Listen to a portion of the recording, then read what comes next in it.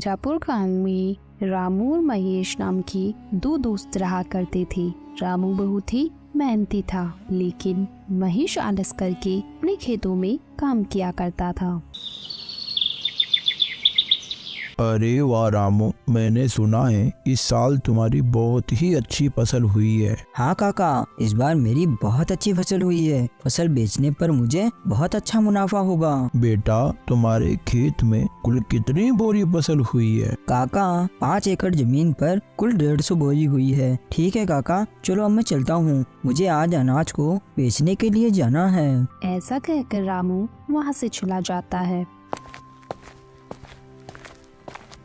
तभी थोड़ी देर बाद महेश भी वहाँ से अपने खेतों की ओर जा रहा था। अरे महेश बेटा, कहाँ जा रहे हो? काका, खेत में फसल की बोरियां आज सुबह जल्दी जाकर मैंने भर दी थी, अब उन्हीं को लेने जा रहा हूँ। महेश बेटा, तुम्हारे पास भी 5 एकड़ जमीन है ना? तो तुम्हारे खेत में इस बार कितनी फसल की बोरियां हुई है? हाँ काका, मेरे पास 5 एकड़ जमीन है और मेरी जमीन पर इस बार 1 एकड़ में 20 बोरियां हुई हैं, तो 5 एकड़ की 100 बोरियां हुई है। क्यों महेश बेटा, तुम्हारे खेत में 100 बोरी की फसल ही क्यों हुई है? तुम्हें पता है तुम्हारा दोस्त जो रामू है, उसके पास भी 5 एकड़ जमीन है। उसकी जमीन पर 150 बोरियों का अनाज हुआ है, जबकि जहां तुम दोनों के खेत है उधर के इलाके की जमीन तो एक जैसी ही है। क्या कहा? मेरे दोस्त रामू के खेत में इस बार 150 बोरियां की फसल हुई है, लेकिन उसने तो मुझे बताया ही नहीं। ठीक है काका, चलो मैं चलता हूँ। फिर शाम को महेश अपनी फसल बेचकर अपने घर लौट जाता है।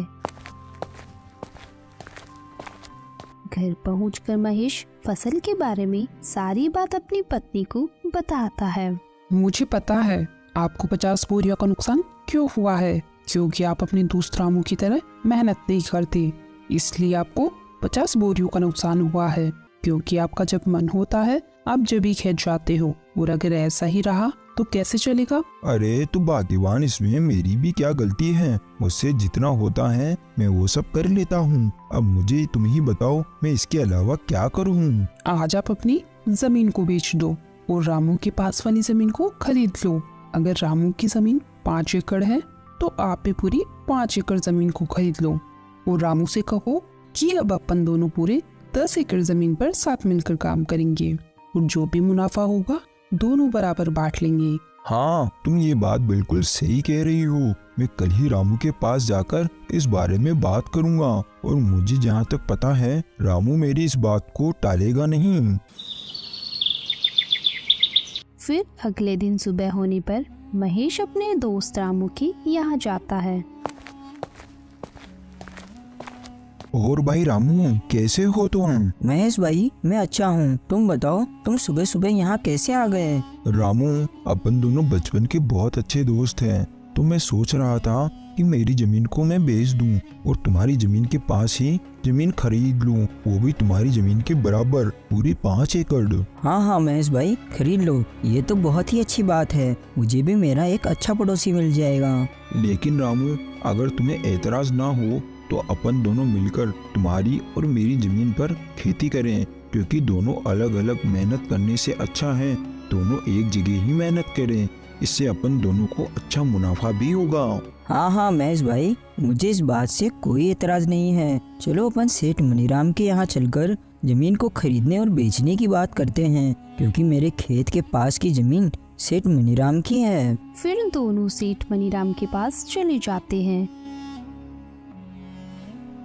सेठ जी, रामू के पास वाली जो जमीन आपकी है, मुझे उस जमीन को खरीदना है। तो खरीद लो, हमने कब मना किया है, लेकिन जमीन खरीदने के लिए पैसे लेकर आए हो? दरअसल सेठ जी, बात ऐसी है कि मैं अपनी 5 एकड़ जमीन बेचना चाहता हूँ और रामू के पास वाली 5 एकड़ जमीन खरीदना चाहता हूँ। तो खरीद लो, मुझे कोई दिक्कत नहीं है, लेकिन मेरी जमीन के बदले मुझे तुम्हारी जमीन और 5,000 रुपए चाहिए। लेकिन सेठ जी, मेरी जमीन भी तो 5 एकड़ की है और आपकी जमीन भी तो 5 एकड़ की है, तो फिर आप मुझसे 5,000 रुपए और क्यों मांग रहे हो? देखो भाई महेश, जमीन की समय के हिसाब से कीमत होती है। अगर तुम्हें लेनी है तो 5,000 रुपए दे दो, वरना कोई बात नहीं। ठीक है सेठ जी, चलो आप 5,000 रुपए और ले लेना, लेकिन आपकी वो जमीन मुझे दे दो। फिर महेश सेठ मनीराम से उसकी जमीन खरीद लेता है।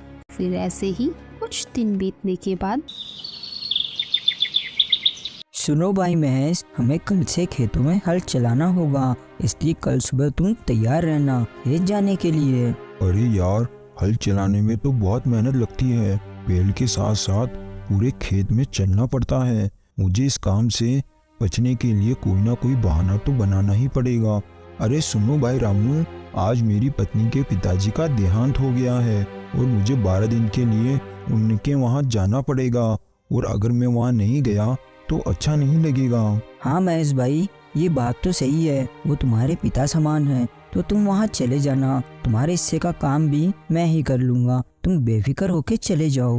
मुझे तो ऐसा लग रहा था कि तुम इस बात के लिए बिल्कुल नहीं मानोगे। तुम सच में मेरे बहुत अच्छे दोस्त हो। मैं 12 दिन बाद वापस आकर तुम्हारे साथ खेत में बहुत मेहनत करूँगा। फिर थोड़ी देर बाद महेश अपनी पत्नी के साथ उसके ससुराल चला जाता है,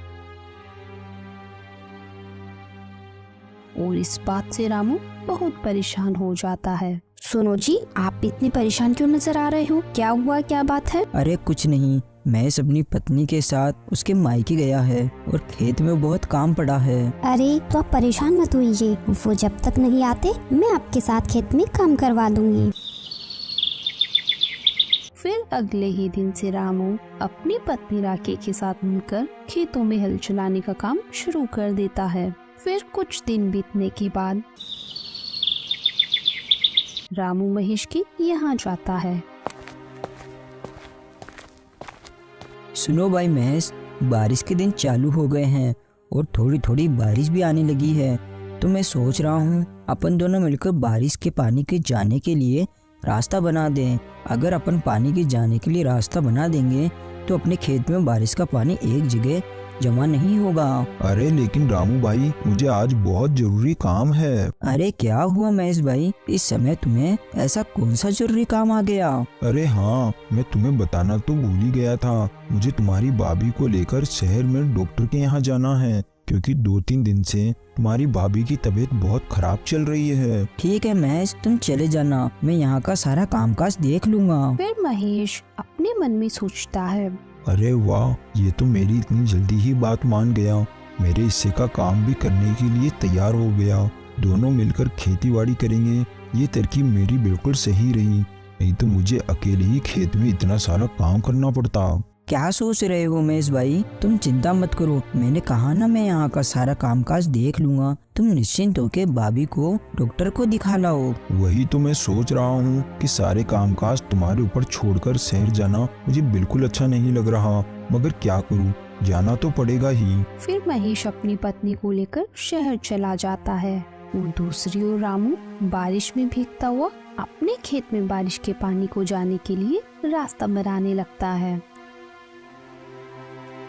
फिर रात होने पर, सुनो जी, मुझे ऐसा लगता है जब अपने खेत में कोई काम नहीं होता तो आपका दोस्त महेश घर पर ही रहता है, और जैसे ही आपको खेत में कोई काम होता है वो कोई ना कोई बहाना बना लेता है। मेरा शक बिल्कुल सही है, वो जानबूझकर बहाने बनाता है और शहर चला जाता है। ये तुम क्या बोल रही हो? तुम ऐसा बोलकर मेरे और मेरे दोस्त के बीच झगड़ा करवाना चाहती हो? वो मेरा बचपन का दोस्त है, वो मुझे कभी धोखा नहीं दे सकता।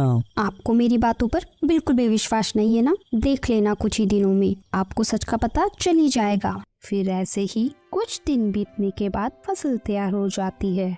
महेश भाई, चलो आज हमें फसल की कटाई करनी है, क्योंकि आज शाम को ही मुझे मेरी पत्नी के साथ शाली की शादी में जाना है, और आज फसल को नहीं काटा तो कल से फसल खराब होना शुरू हो जाएगी। हाँ रामू भाई, चलो आज अपन फसल को काट कर बोरियों में भर लेंगे। फिर वो दोनों खेत में चले जाते हैं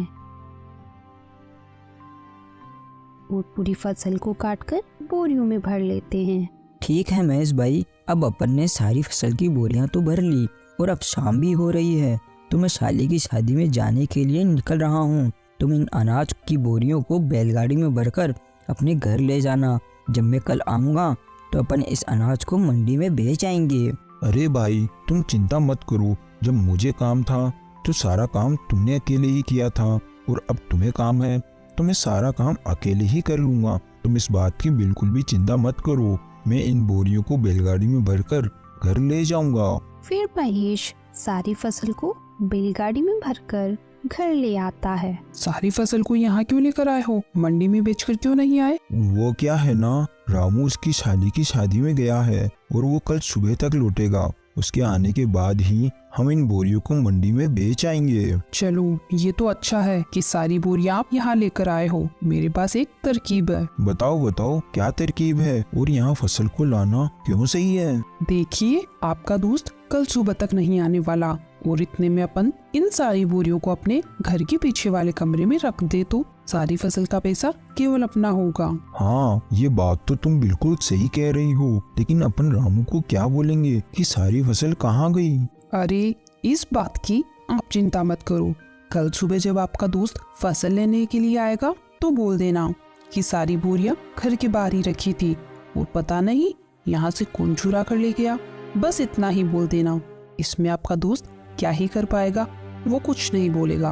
अरे वाह भाग्यवान, तुम कितनी अक्लमंद हो, तुम्हारा कितना दिमाग चलता है। मैं तो केवल खेत में काम करने से ही बच रहा था और तुमने तो सारी फसल को ही अपना बना लिया। वाह भाग्यवान वाह। आप इस काम में बिल्कुल भी देरी मत कीजिए। आप सारी बोरियों को बैलगाड़ी से उतारकर घर के बाहर ही रख दीजिए, ताकि गांव वाले भी देख सके कि बोरियां आपने घर के बाहर रखी है। फिर रात होने पर अपन दोनों मिलकर बोरियों को छुपा देंगे। फिर रात होने पर दोनों पति पत्नी मिलकर सारी बोरियों को घर के पीछे वाले कमरे में छुपा देते हैं। फिर अगले दिन सुबह होने पर रामू महेश की यहाँ आता है। अरे महेश भाई, तुमने सारी बोरियां कहाँ पर रखी है? चलो आज अपन उनको मंडी में बेच आते हैं। हाँ हाँ रामू भाई चलो। फिर वो दोनों घर के बाहर जाते हैं। अरे बाप रे, मैंने अनाज की सारी बोरियां तो यहीं रखी थी, कहाँ गई बोरियां? अरे महेश भाई, तुम ये क्या बोल रहे हो? कहाँ पर है सारी बोरियां? मुझे नहीं पता, मैंने सारी बोरियां कल शाम को यहीं लाकर रखी थी। मैंने सोचा था कि यहीं से सारी बोरियां उठाकर अपन मंडी में बेच आएंगे, लेकिन अब क्या करेंगे, अपनी सारी बोरियां तो चोरी हो गई। क्या अपनी सारी अनाज की बोरियां चोरी हो गई? हाँ, ये चोरों का ही काम है, नहीं तो यहाँ पर रखी हुई बोरियां भला कौन लेकर जाएगा? महेश भाई, तुमने ये क्या किया? पूरे 6 महीने की मेहनत को तुमने चोरों के हाथों में सौंप दिया। मुझे तुमसे ये उम्मीद नहीं थी। अरे रामू भाई, ये तुम क्या बोल रहे हो? तुम तो ऐसे बोल रहे हो जैसे उस फसल में तुम्हारे अकेले का ही हिस्सा था और मैंने चोरों को जानबूझकर वो बोरियां जिसे हाथ में दे दी हो। उस फसल में मेरा भी तो हिस्सा था, नुकसान मेरा भी तो हुआ है। हाँ, ये बात भी बिल्कुल सही है। चोर अपन दोनों का ही हिस्सा लेकर गए हैं। अपन दोनों को ही बहुत बड़ा भारी नुकसान हुआ है। चलो ठीक है, अब मैं अपने घर चलता हूँ। ऐसा कहकर रामू वहाँ से अपने घर चला जाता है और जाकर चुपचाप बैठ जाता है। क्या हुआ जी, आप इतनी उदास क्यों नजर आ रहे हो? क्या बताऊँ मैं तुम्हें? फिर रामू अपनी पत्नी को सारी बात बता देता है। अरे तो कोई बात नहीं, आप चिंता मत कीजिए। अभी खेत में काम करने के लिए काफी समय है। जब तक आप अपने घर के बाहर वाले आंगन में सब्जियां लगाकर उन्हें बेचने का काम चालू कर दो। हाँ, तुम ये बात बिल्कुल सही कह रही हो। मैं कब तक ऐसे ही हाथ पे हाथ धरा बैठा रहूंगा? घर बैठे रहने से कौन सा मुझे बैठे बैठे पैसा मिल जाएगा। फिर रामू सब्जियां लगाने के लिए अपने घर के बाहर के आंगन में खुदाई करने लगता है। तभी खुदाई करते करते उसे एक मटका दिखाई देता है। अरे ये तो सोने चांदी से भरा हुआ मटका है। ये तो मेरा अच्छा भाग्य है। अगर मेरी फसल चोरी नहीं होती तो मैं कभी यहाँ सब्जियाँ नहीं लगाता और ना ही यहाँ जमीन पर खुदाई करता।